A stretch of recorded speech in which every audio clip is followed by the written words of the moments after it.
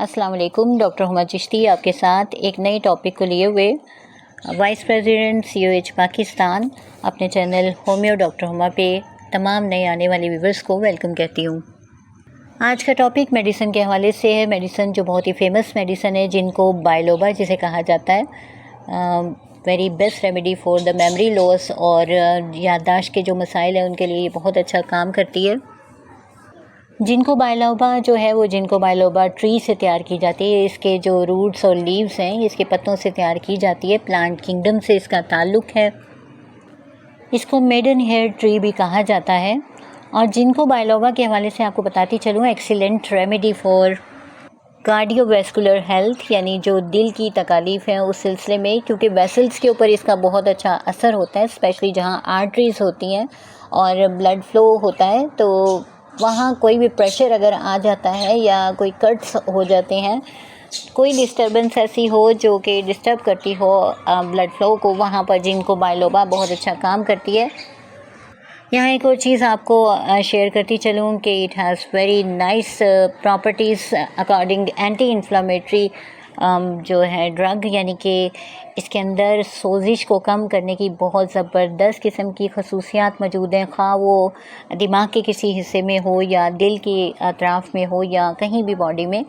यहाँ आपको एक और चीज़ बताती चलूँ कि मैंने ज़िक्र किया कि ये याददाश्त पे बहुत अच्छा असर रखती है, कि जहाँ याददाश्त की कमज़ोरी पाई जाती है, और स्पेशली जैसा कि एक टर्म है डिमेंशिया, उसके हवाले से आपको बताऊं कि डिमेंशिया में जो भूल जाने का मर्ज़ होता है वहाँ बहुत अच्छा काम करती है। और कॉग्निटिव डिसऑर्डर्स जहाँ पर होते हैं वहाँ पर भी ये इसकी अफादियत बहुत बेमिसाल है।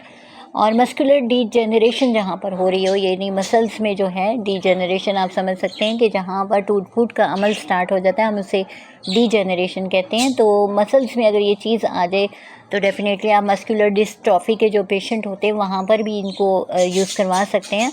और मेमोरी लॉस होने लगे, यानी कि याददाश्त जाती रहे, हाफ़ज़े की कमज़ोरी हो जाए, या जिन लोगों में हाफ़ज़े की कमज़ोरी मौजूद हो वहाँ आप जिनको बायलोबा को अगर यूज़ करते हैं तो ये बहुत ही अच्छी साबित होती है। इसके अलावा ये PMS में बहुत अच्छा काम करती है, प्री मेंस्ट्रुअल सिंड्रोम जिसे कहा जाता है। एक सेंटेंस में अगर आपको बताना चाहूँ तो ये it's a remedy for brain ischemia. याद रखिए कि अगर दिमाग में ऑक्सीजन की कमी हो जाए और उससे रिलेटेड मुख्तलिफ़ किस्म की बीमारियों का सामना करना पड़े तो वहाँ जिनको बायलोबा बहुत अच्छा काम करती है।